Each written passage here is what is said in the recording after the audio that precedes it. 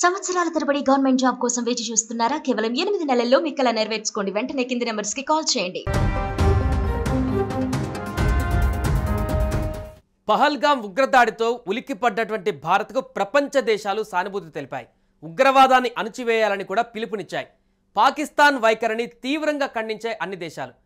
ఇక అన్ని దేశాలతో పాటు పెద్దన్నగా చెప్పుకునేటువంటి అమెరికా కూడా ఈ దాడిని ఖండించింది.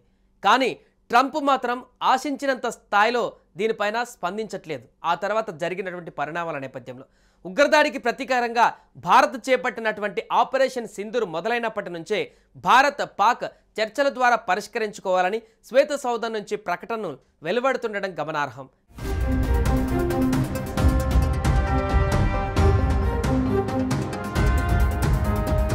అంతేకాదు భారత్ పాకిస్తాన్ మధ్య మధ్యవర్తిత్వం చేసి యుద్ధం ఆపేశారని, యుద్ధం ఆగిపోవడానికి తానే కారణమని చెప్పుకొచ్చారు ట్రంప్. గల్ఫ్ దేశాలలో ఇటీవల పర్యటించిన ట్రంప్ అక్కడ కూడా ఇదే పాట పాడారు. అంతేకాకుండా ప్రపంచ దేశాల ముందు భారత్ను తక్కువ చేసి మాట్లాడే ప్రయత్నం చేస్తున్నారు. తనకు భారత్ పాకిస్తాన్ రెండు మిత్ర దేశాలని, ఇరు దేశాలతో సత్సంబంధాలు ఉన్నాయని చెప్పుకొచ్చారు. దీంతో పాకిస్తాన్ లాంటి ఉగ్రదేశంతో భారత్ను పోల్చడమేంటని యావత్ భారతావని నుంచి విమర్శలు వెల్లువెత్తాయి. అంతేకాకుండా ట్రంప్ వైఖరి పైన దేశవ్యాప్తంగా కూడా విమర్శలు చేస్తున్నారు. చాలామంది నెటిజన్స్ ట్రంప్ నిర్ణయాలను వ్యతిరేకించడమే కాకుండా ట్రంప్ను తిట్టిపోస్తున్నారు. సోషల్ మీడియాలో ఎక్కడ చూసినా కూడా ట్రంప్ చేసేటువంటి ఈ కార్యక్రమాలతో పూర్తిగా ఆయనను వ్యతిరేకిస్తున్నారు. మరొక వైపు పాకిస్తాన్ యుద్ధంలో టర్కీ సపోర్ట్ చేస్తున్నటువంటి విషయం తెలిసిందే. టర్కీ నుంచి భారీగా డ్రోన్లు, ఇతర ఆయుధాలను పాకిస్తాన్ సరఫరా చేసుకుంది. ఇప్పుడు ట్రంప్ ఆ దేశానికే సాయం చేస్తున్నారు. $225 మిలియన్ విలువైనటువంటి ఆమ్రామ్ మిసైల్స్ను టర్కీకి ఇచ్చేందుకు అమెరికా సిద్ధమైంది. అంతేకాక $79.1 మిలియన్ 60 బ్లాక్ 2 క్షిపణులను కూడా టర్కీకి అందించనుంది అమెరికా. ఇదే క్రమంలో పాకిస్తాన్కు అన్ని వైపులా టర్కీ అండగా నిలుస్తుంది. ఈ క్రమంలో ట్రంప్ వైఖరి పైన భారత్లో ఇప్పుడు తీవ్ర విమర్శలు వెల్లువెత్తుతున్నాయి. నేరుగా భారత్తో తలపడకుండా ఇండైరెక్ట్గా ట్రంప్కు సహకరించి యుద్ధానికి కాలు దువ్వేటువంటి ప్రయత్నంలో ట్రంప్ కూడా సహకరిస్తున్నాడనేటువంటి విమర్శలు ఇప్పుడు వ్యక్తమవుతున్నాయి. డొనాల్డ్ ట్రంప్ ఇటీవల సౌదీ అరేబియా పర్యటన చేపట్టినటువంటి విషయం తెలిసిందే. అయితే అక్కడ నిర్వహించిన ఓ ప్రెస్ మీట్లో ట్రంప్ చాలా వివాదాస్పదంగా మాట్లాడారు. భారత ఆర్థిక వాణిజ్య వ్యవస్థలను దెబ్బతీసేలా అమెరికా అధ్యక్షుడు డొనాల్డ్ ట్రంప్ వ్యవహరించారు.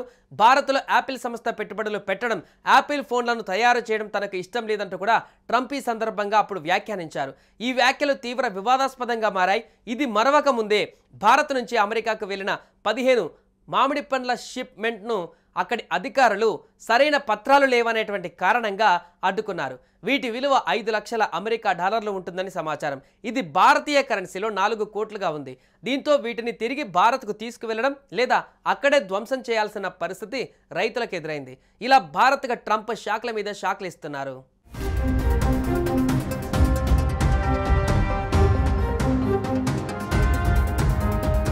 మరొక వైపు సుంకాలకు సంబంధించినటువంటి అంశాలలో కూడా భారత్ పూర్తిగా అమెరికా నుంచి దిగుమతి చేసుకునేటువంటి వస్తువులకు జీరో సుంకాలకు అంగీకరించిందంటూ కూడా మరొక సందర్భంలో వ్యాఖ్యానించి పూర్తిగా ట్రంప్ భారత్ పైన విషయం చిమ్మేటువంటి ప్రయత్నం చేస్తున్నారు. ఇక ప్రస్తుతం అమెరికా, చైనా దేశాలు ప్రపంచంలో అగ్రగామిగా ఉన్నాయి. రష్యా, భారత్, జపాన్ లాంటి దేశాలు తర్వాతి స్థానాల కోసం పోటీ పడుతున్నాయి. చైనాను ఎలాగో అధిగమించలేమని చేతులెత్తేసిన ట్రంప్ ఇక భారత్పై పగబట్టినట్టుగా తెలుస్తుంది.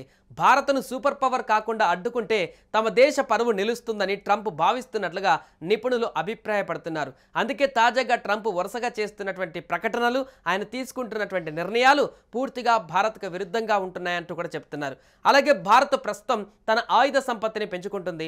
ప్రపంచ దేశాల సాయం లేకుండానే స్వతంత్రంగానే ఎదుగుతోంది. అమెరికా సాయం కూడా తీసుకోవడం లేదు. దీంతో ట్రంప్ భారత్పై కక్ష కట్టినట్టుగా తెలుస్తోంది.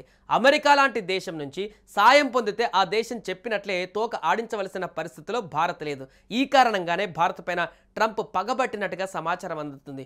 ఒకవైపు మోడీ నా మిత్రుడు అంటూనే మరొక వైపు అమెరికా దేశ అంతర్గత విషయాలకు సంబంధించినటువంటి అంశాలలో ట్రంప్ వినూత్నమైనటువంటి నిర్ణయాలు, వింత పోకడలతో ఆ సొంత దేశంలోనే చాలామంది వ్యతిరేకతను వచ్చినటువంటి 3 నెలల్లోనే వ్యతిరేకతను మూటగట్టుకొని ట్రంప్ తీవ్ర వ్యతిరేకతను ఇప్పుడు ప్రస్తుతం ఎదుర్కొంటున్నారు.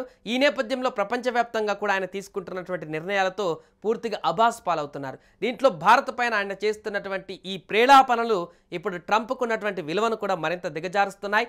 అంతేకాకుండా పూర్తిగా భారత్ను మరింత కుట్ర పన్నేటువంటి విధంగా భారత్ను తగ్గించేటువంటి ప్రయత్నంలో భాగంగా ట్రంప్ చేస్తున్నటువంటి ప్రయత్నాలు కూడా ఖచ్చితంగా ఫలించవంటూ కూడా నిపుణులు చెబుతున్నారు.